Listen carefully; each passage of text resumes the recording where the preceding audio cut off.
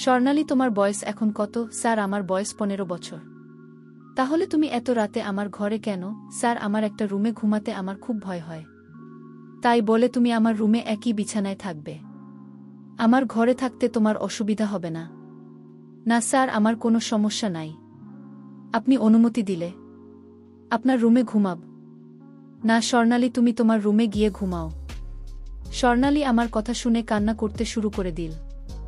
আমি তার কান্না দেখে অবাক হয়ে গেলাম। আমি সোনালীকে বললাম, দেখো, এই বাড়িতে তুমি আর আমি ছাড়া কেউ নেই। একদম খালি বাসা। কেন বুঝছো না? আমরা বড় হয়েছি। তুমি যাও, তোমার রুমে গিয়ে ঘুমাও। তখন স্বর্ণালী আরও জোরে কান্না শুরু করে দিয়েছে। আমি তার কান্না দেখে আমার রুমে থাকতে দিলাম।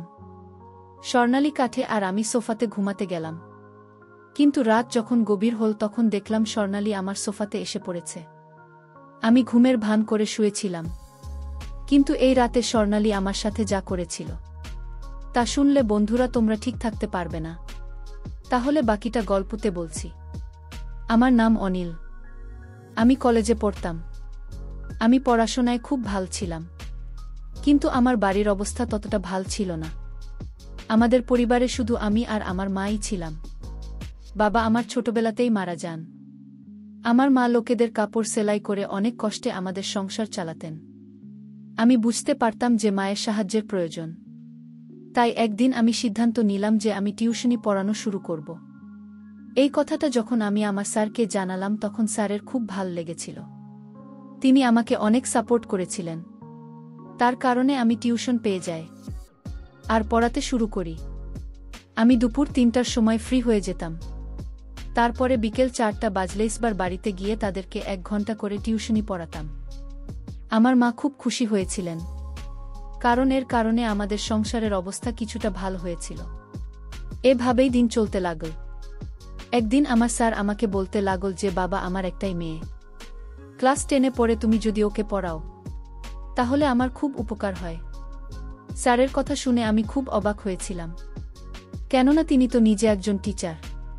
তিনি তো নিজের মেয়েকে নিজেই পড়াতে পারেন। কিন্তু স্যার বলতে লাগলেন যে আমার মেয়ে খুব দুষ্টু, আমার কাছে পড়তে চাই না। যদি তুমি আমার মেয়েকে লেখাপড়া করাও তাহলে আমি তোমাকে অনেক টাকা বেতনও দেব। তার কথা শুনে আমি খুশি হয়ে গেলাম, কেননা আমি জানতাম তিনি খুব বড়লোক। তিনি অনলাইনে নিজের একটা বিজনেস চালান, যার কারণে তিনি আমাকে অনেক ভালো টাকা দিতে পারবেন। তাই আমি টিউশন পড়াতে রাজি হয়ে গেলাম। আমি স্যারকে বলে দিলাম যে, ঠিক আছে স্যার, 21 দিনের মধ্যেই আমি আপনাদের বাড়িতে চলে আসব। কিন্তু স্যার বললেন, তুমি আজ থেকে আমার মেয়েকে পড়ানো শুরু করো। যখন আমার কলেজ ছুটি হল তখন আমি স্যারের বাড়িতে চলে গেলাম। তিনি আমাকে ড্রয়িং রুমে বসালেন আর বললেন, আমি এখনই মেয়েকে পাঠিয়ে দিচ্ছি। আমি 23 মিনিট অপেক্ষা করলাম। এরপরে তার মেয়ে যখন ড্রয়িং রুমে এল তখন তাকে দেখে আমি খুব অবাক হয়ে গেলাম, কেননা সে এত সুন্দরী যে আমি নিজের চোখে বিশ্বাস করতে পারছিলাম না। আমার সামনে যে বসে আছে সে কোনো মেয়ে না, যেন কোনো পরী। মেয়েটি আমার সামনে এসে বসে পড়ল। এর আগে আমি মেয়েদের সঙ্গে তেমন একটা কথাও বলিনি। আমি কিছুটা লাজুক টাইপের ছেলে। আমার মা আমার লালন পালন খুব ভালোভাবেই করেছিল, আর আমার কোনো বন্ধু ছিল না। এই কারণে খুব সম্মানের সহিত সেই মেয়ের সঙ্গে কথা বলতে লাগলাম। কিছু সময় ওকে পড়াতাম। তারপরে বললাম যে আজকের জন্য এতটুকু অনেক। এটা বলেই আমি বাড়িতে চলে এলাম। কিন্তু আমার মাথা এখনও ওই মেয়েটার ব্যাপারে চিন্তাভাবনা করছিল। মেয়েটার নাম স্বর্ণালী, অপরূপ সুন্দরী। ওকে দেখে মনে হচ্ছিল না যে দুষ্টু টাইপের হবে। কিছুদিন এভাবে ওকে পড়াতে লাগলাম। এরপর একদিন আমি অবাক হয়ে গেলাম, কেননা আমি কিছু না জানিয়ে স্বর্ণালীদের বাড়িতে চলে গেলাম। সেখানে গিয়ে আমি স্বর্ণালীকে এমন অবস্থায় দেখলাম যে আমি তাড়াতাড়ি করে, কিন্তু যখন আমাকে দেখলে তাড়াতাড়ি করে ভিতরে চলে গেল। কিছু সময় পরে আমার কাছে পড়তে চলে এলো। সে বলল, আমার সামনে টেস্ট পরীক্ষা আছে, আর ওকে বললাম যে এই টেস্টে তোমার খুব ভালো নম্বর পাওয়া উচিত, কেননা আমি তোমাকে খুব ভালোভাবে সবকিছু বুঝিয়ে দিয়েছি। আমার কথা শুনে বলতে লাগল, না স্যার, আমার বায়োলজি খুব কঠিন লাগে। আমি খুব একটা ভালো নম্বর পাব না, কিন্তু পাশ করে যাব। ওর কথা শুনে আমি অবাক হয়ে গেলাম, কিন্তু ওকে বললাম, চলো ঠিক আছে, কিন্তু তুমি যদি ফেল করে যাও তখন কি হবে? তখনও বলতে লাগল, তাহলে স্যার আপনি আমাকে যে কোনো শাস্তি দিতে পারেন। ওর কথা শুনে আমি হাসি দিয়ে বললাম, ঠিক আছে, যদি তুমি ফিল করো তাহলে আমি তোমাকে শাস্তি দেব। এখন আমি অপেক্ষা করতে লাগলাম কবে ও টেস্টে ফেল করে আর আমি ওকে কোনো শাস্তি দিতে পারি। কেননা জানি না, আমার স্বর্ণালীকে রাগাতে খুব ভাল লাগত। তারপর একদিন ভগবান আমার কথা শুনে নিলেন। আরও টেস্টে ফেল হয়ে গেল। আমার মন খুশিতে নাচতে লাগল। কিন্তু আমি কপট রাগ নিজের মুখের উপর ছড়িয়ে স্বর্ণালীকে বলতে লাগলাম, এটা তুমি কি করে ফেলেছ? আমি তোমাকে এত ভালোভাবে পড়িয়েছি, কিন্তু তবু তুমি টেস্টে ফেল করে গেলে। ও বলতে লাগলো, স্যার আপনি আমাকে যে শাস্তি দেবেন আমি মাথা পেতে নেব। আপনি আমাকে যা কিছু পড়িয়েছিলেন আমি সব কিছু ভুলে গেছি। কি করব, আমার বায়োলজি খুব কঠিন বলে মনে হয়। ওর সরল মনে আমাকে বলল। আমি তাকে বললাম, তোমাকে আগেই বলেছিলাম, মনে আছে? ও বলতে লাগল, আপনি আমাকে এটাই বলেছিলেন যে আমি যদি টেস্ট ভালোভাবে না দিই আর ফেল করি তাহলে আপনি আমাকে শাস্তি দেবেন। আমি ওকে বললাম, ঠিক আছে, তাহলে তোমার কি শাস্তি চাই? ও বলতে লাগল, আপনি আমাকে যে শাস্তি দেবেন। আমি একজন দিকে তাকালাম। আমরা দুজন ছাড়া এখানে কেউ নেই। আমার সাথে এত সুন্দরী মেয়ে ছিল আর তার সৌন্দর্যতা দেখে আমার মন বিগড়তে লাগল। অদ্ভুত অদ্ভুত চিন্তা আমার মাথায় আসছিল, যেন আমার উপরে শয়তান ভর করেছে। আমি ওকে আস্তে করে বললাম, ঠিক, তুই এদিকে আসো, আমি তোমাকে শাস্তি দিতে চাই। স্বর্ণালী খুবই সরল মনে আমার কথা মেনে নিল। আমার পাশে এসে বসে পড়ল। আমি ওকে জিজ্ঞেস করলাম, তোমার বয়স এখন কত? ও বলতে লাগলো যে আমার বয়স 15 বছর। স্বর্ণালী 15 বছরের আর আমি 21 বছরের। আমি ওকে বললাম, আমি তোমাকে যে শাস্তি দেব তুমি কি তোমার বাড়ির লোককে সেই শাস্তির কথা বলে দেবে? ও বলতে লাগলো, না স্যার, আমি আমার শাস্তির কথা কেন বলবো? যদি এটা বাবাকে বলি তাহলে বাবা তো আমার উপর যাবে। কেননা আপনার পড়ানোর পরেও আমি আমার পড়ার দিকে ধ্যান দিতে পারিনি। আমি চুপ করে রইলাম। আমার মাথায় বাজে চিন্তা আসছিল, কিন্তু আমার মনে এটা করতে আমাকে নিষেধ করেছিল। কোথাও না কোথাও আমার মায়ের দেওয়া শিক্ষা আর সমাজ সংস্কার আমাকে থামিয়ে দিয়েছিল। এই কারণে আমি সিদ্ধান্ত নিয়ে ওকে বললাম যে না, আমি আজকে তোমাকে সাজা দেবে না, কিন্তু এর পরে যদি তুমি কখনো কোনো পরীক্ষা এরকম কোনো ভুল করো আর ফেল করে যাও তাহলে আমি তোমাকে নিশ্চয়ই শাস্তি দেব। আজকের মতো তোমাকে মাফ করে দিলাম।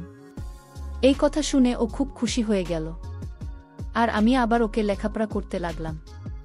একদিন আমি কলেজ থেকে ফিরছিলাম। তখন রাস্তায় স্যারের সঙ্গে আমার দেখা হলে তিনি আমার কাছে এসে আমাকে বলতে লাগলেন, তোমার সঙ্গে আমার কিছু কথা আছে। আমি স্যারকে বললাম, স্যার আমি বিকেলে যখন আপনার বাড়িতে আসব তখন আপনারা আমাকে যা বলার আছে সেটা বলে দিবেন। এভাবে আমি বিকেলে স্যারের বাড়িতে গেলাম, কিন্তু তখন স্যার ব্যস্ত ছিলেন। কিছু সময় পরে স্যার বলতে লাগলেন, আমি তোমার সাথে স্বর্ণালীর ব্যাপারে কথা বলতে চাই। এটা শুনে আমি হতবাক হয়ে গেলাম যে হঠাৎ করে সোনালীকে নিয়ে আমার সাথে কথা বলবেন। কিন্তু স্যার বলতে লাগলেন যে অনিল, আমি চাই স্বর্ণালী কয়েকদিন তোমাদের বাড়িতে থাক। স্যার এই কথা শুনে আমি তো হতবাক হয়ে গেলাম যে তিনি এরকম কেন চান। স্যার বলতে লাগলেন, অনিল, আমি তোমাকে খুব বিশ্বাস করি, তুমি খুব ভালো ছেলে, তাই আমি চাই আমার মেয়ে তোমাদের বাড়িতে থাকুক। কেননা কিছু কাজে আমার শহরের বাইরে যেতে হবে, কিন্তু শহরে আমার কেউ নেই যার কাছে আমি নিজের মেয়েকে রেখে যেতে পারি। আর ওর পরীক্ষাও চলছে। আমি ভেবে দেখেছি যে তুমি ওকে পড়াও, সেই কারণেই ওকে তোমাদের বাড়িতে রেখে যাওয়াই ভালো হবে। তোমাদের বাড়িতে তোমার মা আছে, তিনি এর খেয়াল রাখতে পারবে। আমি স্যারের কথা শুনে অবাক হয়ে চিন্তায় ডুবে গেলাম যে আমি কি সিদ্ধান্ত নেব। যাই হোক, আমি স্যারকে বলে দিলাম যে এর কোনো ব্যাপার না, আমি আপনার মেয়েকে আমাদের বাড়িতে পড়িয়ে দেব। কিন্তু ভিতরে ভিতরে আমার মন খুব দুঃখ করছিল। আমি অনেক কষ্টে এই সিদ্ধান্ত নিয়েছিলাম। আমি ভাবছিলাম এটা কিভাবে সম্ভব হবে যে আমি স্বর্ণালীকে আমাদের বাড়িতে দেখেও কিভাবে আমার মনকে আটকে রাখব। এত সুন্দরী মেয়ে আমার বাড়িতে থাকতে চলেছে। তারপরে আমি মায়ের কথা ভাবলাম, তিনি তো বাড়িতে থাকবেন, আমি ওকে আমার মায়ের কাছে ঘুমোতে দেব। এটা ভেবেই আমি স্যারকে হ্যাঁ বলে দিলাম। এরপরে স্যার স্বর্ণালীকে তাড়াতাড়ি রেডি হতে বললেন। স্বর্ণালী নিজের সাথে একটা ছোট ব্যাগও নিয়েছিল। স্বর্ণালী খুব খুশি হয়েছিল। স্যার স্বর্ণালীকে বলতে লাগলেন, দেখ, তুই তো টিচারকে বিরক্ত করবি না। ইনি তো কে পড়াবে না রে না, আর মা তোর খেয়াল রাখবেন। আমি এদের উপর খুব ভরসা করি, কিন্তু আমি ভয় পাচ্ছি যে তুই টিচারকে বিরক্ত করবি। এই কারণেই আমি চাই তুমি তাকে বিরক্ত করবে না, আর পড়াশোনা ঠিকভাবে করিস। স্বর্ণালী বলতে লাগল, ঠিক আছে বাবা, স্যারকে অভিযোগ করার সুযোগ আমি কখনোই দেবে না, আর স্যারকে বিরক্ত করব না। এভাবেই আমি সোনালীকে আমাদের বাড়িতে নিয়ে এলাম। আমার কাছে কোনো গাড়ি তো ছিল না। আমি আমার মোটর সাইকেলের পিছনে স্বর্ণালীকে বসিয়ে ওর ব্যাগ, স্বর্ণালীকে মোটর সাইকেলে করে বাড়িতে নিয়ে আসলাম। মা যখন দেখলেন তখন খুব অবাক হয়ে গেলেন। আমি মাকে সমস্ত কথা বললাম। মা আমাকে বললেন, এদিকে আয় বাবা, তোর সাথে আমার কিছু কথা আছে। আমি মায়ের রুমে গেলে মা বলতে লাগলেন, বাবা তুমি এটা কি করে ফেলেছিস? তুই জানিস তোর কাকাতো বোনের বিয়ে আছে, যেখানে আমাকে যেতেই হবে। তারা অন্য শহরে থাকে, তাই আমি 4-5 দিনের আগে সেখান থেকে আসতে পারব না। আর এদিকে তুই এখন স্বর্ণালীকে নিয়ে এসে পড়েছিস। ও একা এখানে থাকবে কিভাবে? মায়ের কথা শুনে ভাবলাম, আমি তো ভুলে গেছিলাম যে তার তো একটা বিয়েতে যেতে হবে। এখন আমি কি করব? আমার খুব অদ্ভুত লাগছিল। কিন্তু আমি মাকে বললাম, তুমি এই সমস্যার কোনো একটা সমাধান বের করো।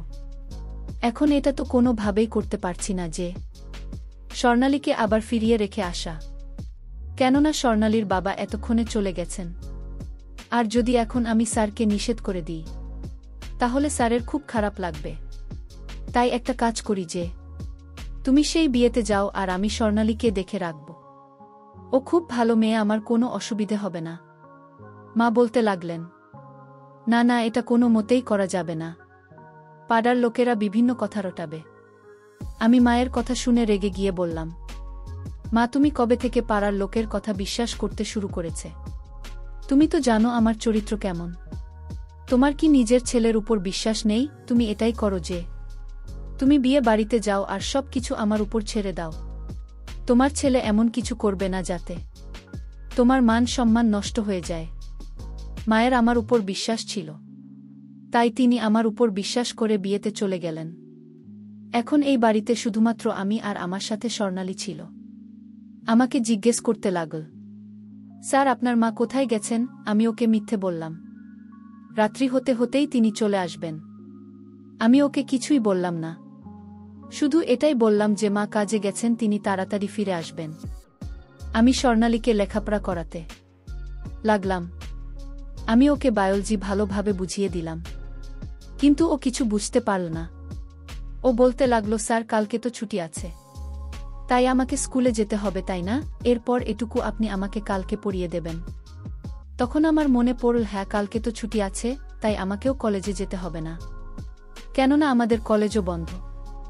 রাতের খাওয়া দাওয়ার পরে আমি সোনালীকে বললাম, এখন তুমি ঘুমিয়ে পড়, কালকে ছুটি আছে, তাই সকাল সকাল আমি তোমাকে বাকি সব কিছু পুড়িয়ে দেব।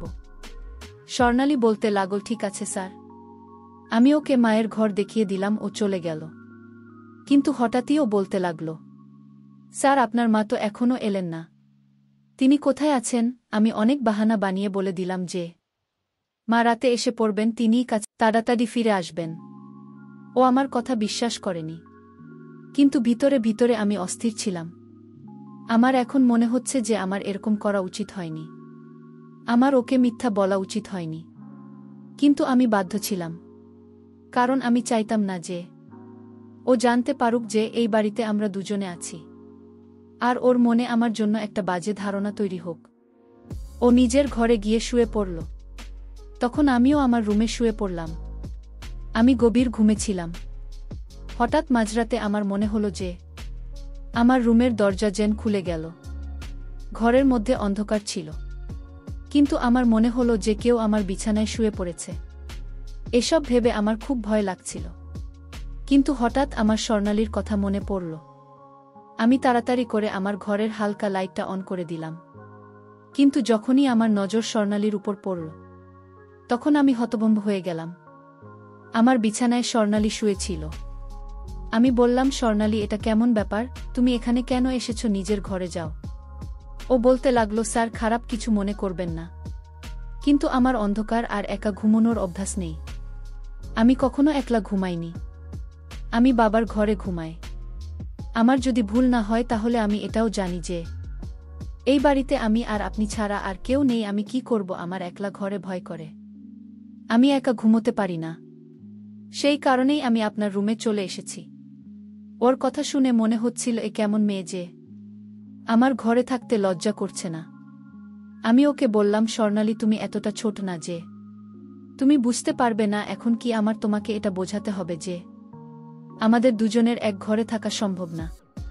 ও বলতে লাগল, আমি জানি, কিন্তু আমি কখনো একলা ঘুমাইনি। আমি ঘুমানোর চেষ্টা করছিলাম, কিন্তু আমার খুব ভয় করছে। তাই আমি খুব বাধ্য হয়েই আপনার ঘরে এসেছি।